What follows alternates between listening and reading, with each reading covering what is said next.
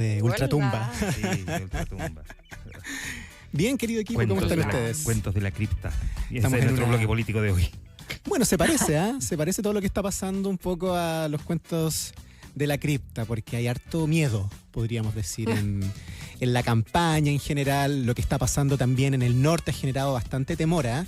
Yo vengo de La Moneda y ha generado también reuniones durante esta jornada, bajadas comunicacionales, intentar poner paños fríos para evitar que esto finalmente se transforme en una herramienta de campaña, que es a todas luces lo que está ocurriendo por estos días, y hablemos de lado y lado, o sea, tanto para José Antonio Caz como para Janet Jara. Lo que nos transmitía recién el gobernador, que conversaba con Juan Manuel y conmigo, Rodrigo, es que en su visión al menos el gobierno está como minimizando la crisis bueno, dijo, quizás hay, no sé si fue, hay crisis pero no catástrofe, o él decía que lo que está pasando no es normal, no es lo habitual, y que él siente que como que las autoridades están un poco mirando el techo. Esa es su visión.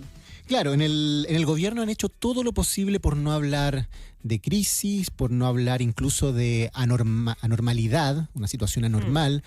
Se ha planteado en varias oportunidades en las distintas vocerías de autoridades que esto se trata de algo más bien común, considerando las fechas también, considerando que es un flujo más o menos habitual para el mes de diciembre, la necesidad también de muchas personas de reencontrarse con sus familias por las fiestas de diciembre, y otros temas que, si bien es cierto, siempre han estado presentes, esto se reconoce, o sea, los temas administrativos, los permisos, los salvoconductos, los documentos, todo esto siempre ha sido una problemática, ¿ya? Ahora hay un factor psicológico adicional, y ese factor psicológico, que evidentemente es lo que genera ansiedad, lo que genera también incertidumbre en las personas que se encuentran en esta suerte de limbo entre Chile y Perú, tiene que ver con las declaraciones de autoridades, tanto las declaraciones de autoridades de Perú, con la necesidad, por supuesto, y la ejecución de esta militarización de las fronteras, donde, ojo, el foco está puesto de todas maneras en el norte, en la frontera norte de Perú, como las de candidatos presidenciales como José Antonio Caz, que de alguna forma también llevan esto con una suerte de cuenta regresiva, poniéndole mayor ansiedad y evidentemente un ingrediente político sumamente incómodo para el gobierno, para también la campaña presidencial y sobre todo para los ciudadanos que están en esta situación, ya sean personas irregulares que evidentemente tienen que cumplir con la ley, pero también con las personas que han fallado en algún trámite o que tienen algún enredo, y esto afecta no solamente a las personas que se encuentran ahí, sino que también a las familias. Entonces, hay situaciones que tienen que ver con lo político, otras que tienen que ver con lo administrativo, podríamos decir, otras cosas que tienen que ver con lo humanitario. Y todo este libreto, evidentemente, a pocos días de la segunda vuelta, enreda mucho más los ánimos. Y ha costado para La Moneda tratar de focalizar el discurso y poner paños fríos. Hoy tuvimos esta reunión entre autoridades de la Cancillería de Perú, Cancillería de Chile, las policías también integradas, los ministerios del Interior. Una reunión que, según se nos planteó, fuera de micrófono, duró cerca de 2 horas. Se quedaron los equipos técnicos de todas maneras de ambos países trabajando durante toda la tarde para consensuar ciertos puntos de acción, donde quizás lo principal tiene que ver con el esfuerzo de ambos países por generar estas rondas de vigilancia y obviamente también facilitar los trámites administrativos, pero desde ahora en adelante abordar esta situación fronteriza como un tema humanitario, como un tema de seguridad también, con una visión integral, y repetir estas reuniones cada cierto tiempo. Pero ambas cancillerías, ojo, reconocen que esto es un tema más bien habitual, que antes no se le puso el foco adecuado y que ahora se va a tratar de transformar en un tema mucho más profesional e integral, podríamos decir, de abordar. Ahora, se tomó la agenda, pero en estricto rigor el tema migratorio estaba presente, sí, digamos, desde el principio con José Antonio Caz. O sea, no es sorpresa, digamos, José Antonio Caz. Al final, la realidad terminó haciéndole la campaña a José Antonio Caz, por la realidad una decisión peruana, digamos, como que, o sea, como que Dios es guionista. Trabajando para él. Claro, como si al final, digamos, probablemente él dice como, no sé, pues aquí queda marcado el punto de lo que yo vengo diciendo hace rato. Sí. Fíjate, Juan Manuel, que en La Moneda hoy día me decía una alta autoridad nunca la persona que es indicada como la responsable de un tema por un político de oposición tiene que ir al lugar de los hechos, porque inmediatamente se transforma en el culpable político de la situación. Y obviamente los emplazamientos de los últimos días han sido al presidente de la República y a la primera línea de ministros. Estamos hablando del ministro del Interior, el ministro de Seguridad, ¿no es cierto? Lo que tuvimos allá fue más bien la segunda línea, los subsecretarios presentes, y esto, obvio que con el objetivo político de no darle a esto el énfasis que la oposición busca que tenga, ¿ya? De todas maneras, esto no borra el problema. O sea, el problema existe, el problema es latente, lo hemos visto durante los últimos días. Hay historias humanas que obviamente le dan un peso adicional a esto. No es solamente un asunto de papeles, no es un asunto legal, no. Aquí hay personas que evidentemente temen por no poder reencontrarse con sus familias. Hay niños y niñas también en esa zona. Y hoy día lo veíamos en imágenes como muchos tomaban a sus niños y en algunos casos, y esto era muy triste, los ponían prácticamente de escudos humanos para tratar de pasar al otro lado. Entonces, claro que hay desesperación, hay ansiedad, hay una situación humanitaria. No son tantas las personas, pero la cifra aquí no es tan importante tampoco. O sea, el problema existe. Y desde ese punto de vista se ha tomado la campaña por lo delicado que es desde el punto de vista humano. Ahora, no solamente José Antonio Kast, Juan Manuel, ha tomado distancia. Fíjense ustedes que, o más bien ha sido la persona que ha apuntado sus críticas al gobierno, porque a Janet Jara no le quedaba otra más que sumarse también al coro de voces críticas al gobierno e incluso plantear que el gobierno está llegando tarde o que ella, en el lugar del presidente Boric, hubiese estado ahí cuando correspondía. O sea, ni un solo segundo, ni una sola línea para defender esta, podríamos decir, actitud prudente, según dicen en Palacio, han tenido con esta situación. Todo lo contrario, o sea, de alguna forma comparte la crítica que han deslizado desde la oposición, porque, claro, uno lo ve en clave electoral y también podría decir qué incentivo tiene hoy día Janet Jara de defender un gobierno que está siendo criticado en cadena nacional prácticamente todos los días en relación a lo que está ocurriendo ahí, Pau. Sí. Complicado. Ahora ha sido el afán de Janet Jara desde el primer día y ha sido esta espada y esta pared, ¿no? Por una parte, ser la continuadora, haber sido ministra, y por otra parte, que es lo que le dio tribuna, lo que la hizo conocida y lo que la dejó en el lugar en que está, pero por otra parte también tratar de diferenciarse, renegar al punto de haberlo nosotros comparado con Cristo, ¿no? Con Pedro negando a Cristo tantas veces. ¿Cómo se les ocurre que ella perteneció al gobierno en algún momento? O sea, claro, y yo lo criticó y lo sigue criticando y lo te va a tener que seguir criticando hasta el domingo, digamos. Claro, pero cuando conviene sacar a la luz que la reforma de pensiones, que obviamente ella lideró junto con el ministro Mario Marcel y con todo el aparato del gobierno atrás, por supuesto, ahí, claro, hay que ser gobernista.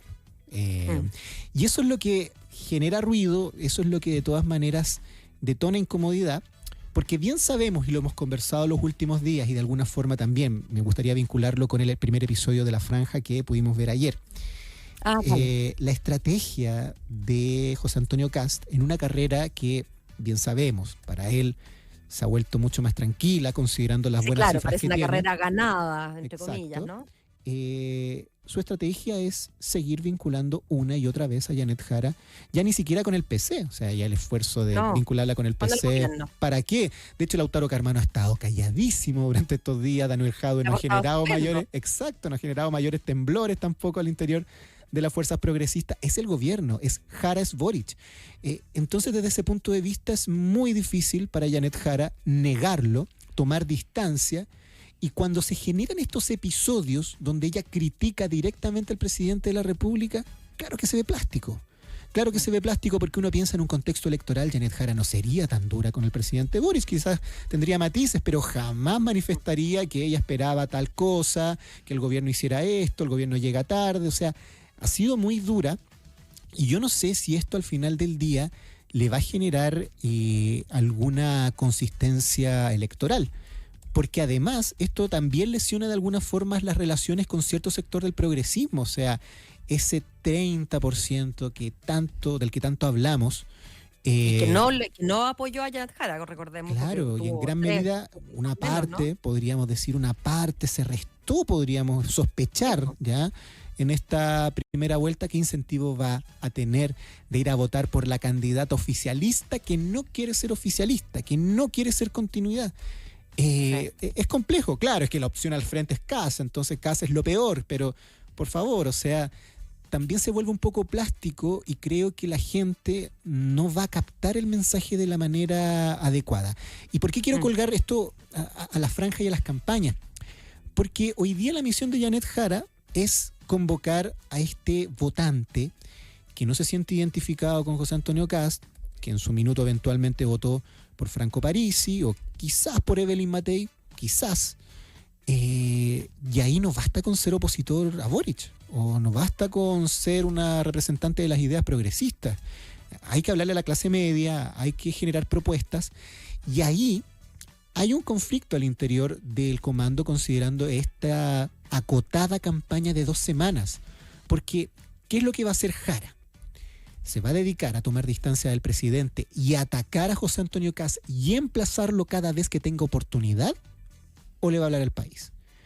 ¿Y por qué? Estamos a pocos días de el debate Archi y el debate Anatel posteriormente. Ahí obviamente Juan Manuel la va a tener muy difícil, probablemente porque imagínense ustedes la demostración que ya dio Janet Jara en esta instancia que se dio con el Hogar de Cristo, donde oportunidad que tuvo, emplazaba, fue crítica, fue dura. Hay que reconocer también que José Antonio Kast jugó un poco con la ironía, jugó un poco con este humor pesado, podríamos decir, y eso pudo haber generado también un ambiente negativo en relación a la conversación que se estaba dando, pero Janet Jara destacó en esas instancias por ser una persona que se notaba dentro de la estrategia.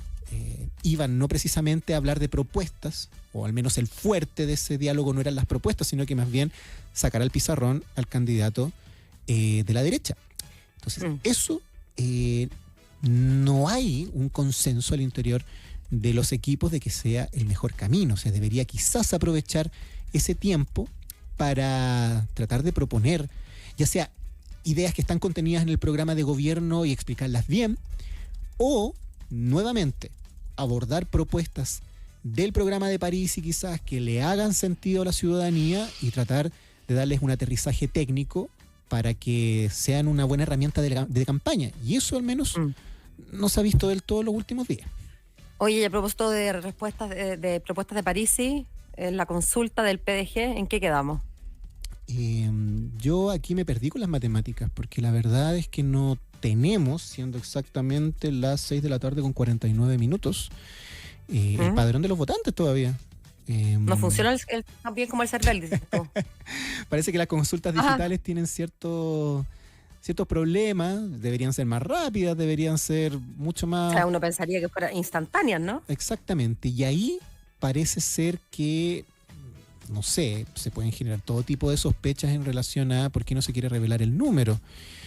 Y aquí el mensaje tanto del timonel del PDG como de Franco Parisi en las redes sociales ha sido uno solo, que el partido institucionalmente definió no ir ni por la izquierda ni por la derecha, sino que representar esta alternativa de centro. Hay una publicación muy fuerte ahora último en Instagram de Franco Parisi donde está bien, pero dice, perdón, aquí nació Rodrigo, el centro político.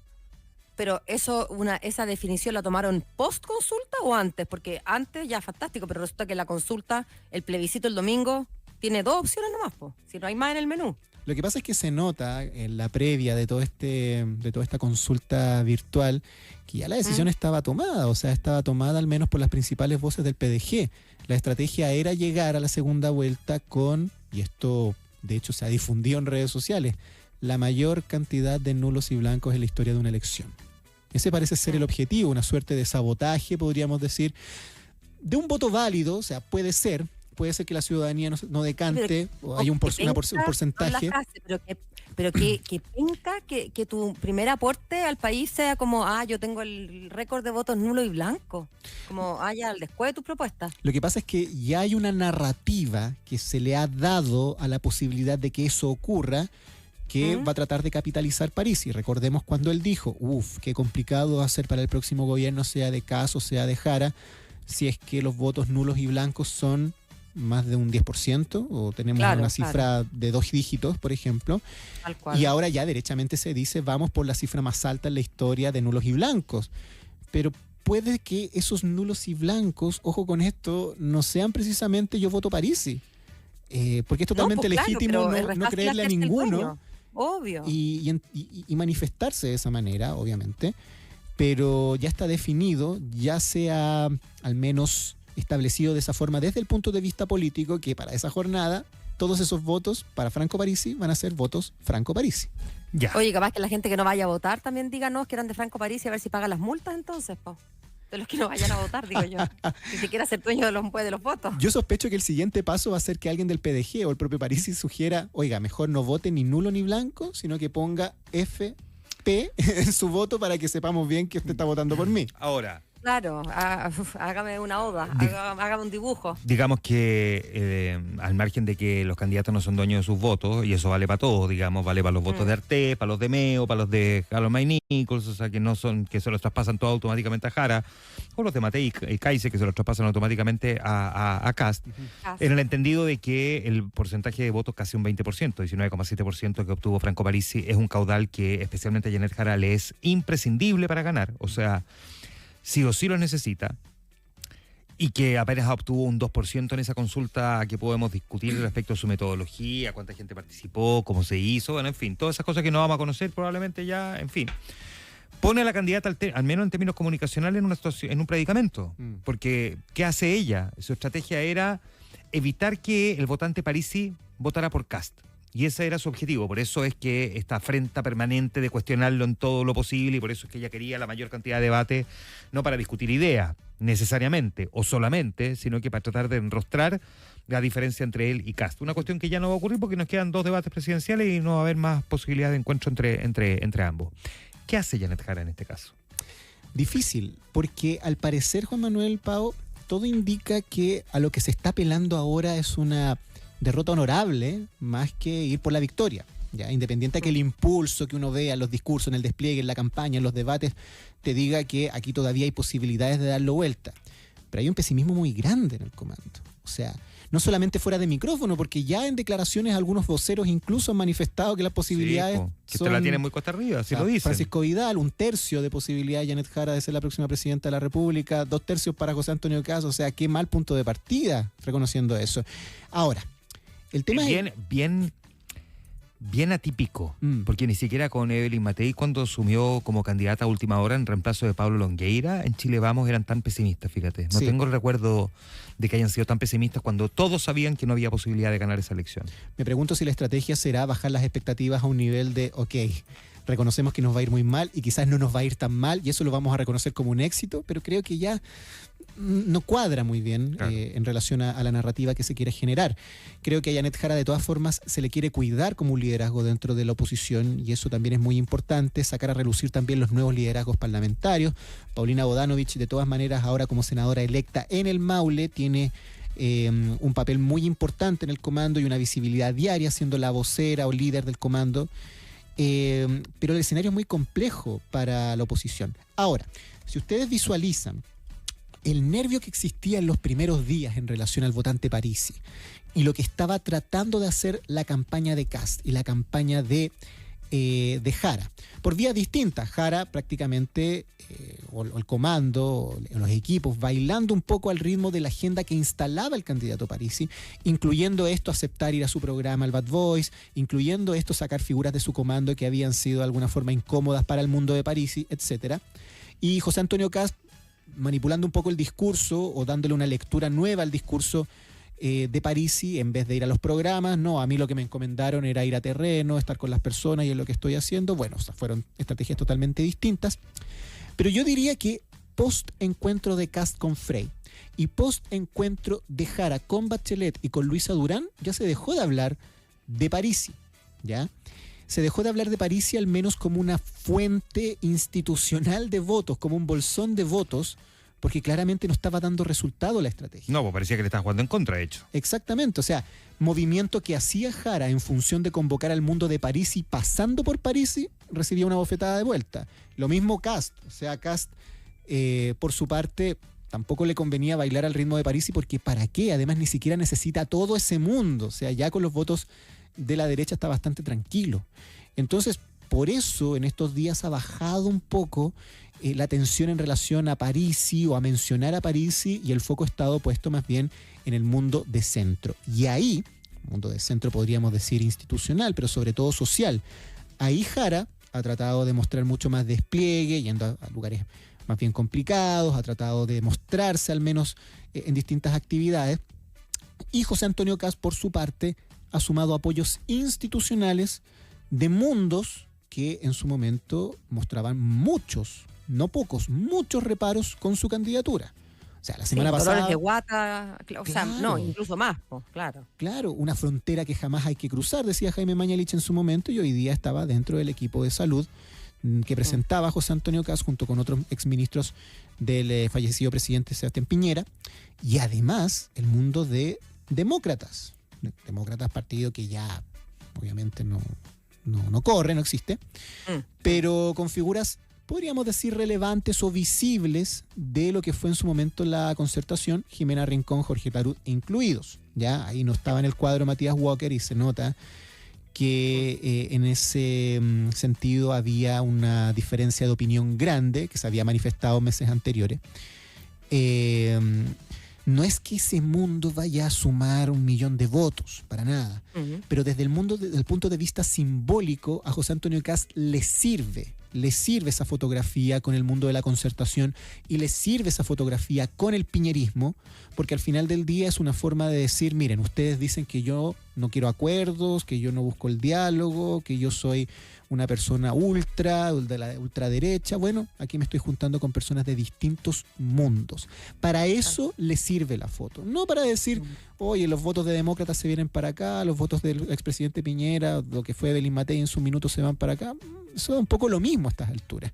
Lo que importa es el personaje presidencial que se está construyendo para llegar a esta segunda vuelta, y evidentemente las señales que se van a dar para lo más importante, si es que él gana, que es muy probable, que tiene que ver con la gobernabilidad, de dónde vamos a sacar equipos, a quiénes podemos convocar, quiénes estarían dispuestos, y ya durante las últimas semanas ha mostrado músculo suficiente para recurrir no solamente a las filas republicanas y de Chile Vamos, sino que también a este mundo concertacionista que cruzó el Rubicón y ahora está en la derecha. Así es. Bien heavy lo de Hoy se demócratas. acabó el rato. Es bien heavy lo de demócratas. O sea, lo de Jimena Rincón, o sea, ya no hay vuelta atrás ahí. No, para Y nada. tan rápido, además, en tan poco tiempo. Claro, o sea, de estar en cierres En la de DC, campaña, bueno, de estar en la DC, de haber sido candidata fallida de la DC en su minuto, pero recuerden, fue ministra del segundo gobierno de Michelle Bachelet, que podríamos decir el segundo gobierno más de izquierda que hemos tenido en los últimos tiempos, quizás más de izquierda incluso que el de Gabriel Boric.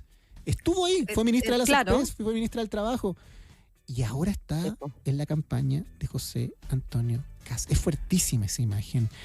Y como les digo, quizás no va a sumar 15 votos ni 20 votos, pero suma una dimensión simbólica, sin duda, que da mucho para pensar en lo que va a pasar más adelante. Muy bien, pues Rodrigo, nos juntamos mañana. Por supuesto, mañana hablamos. Abrazo. Chao, Que estén Rodrigo. muy bien, chao, chao.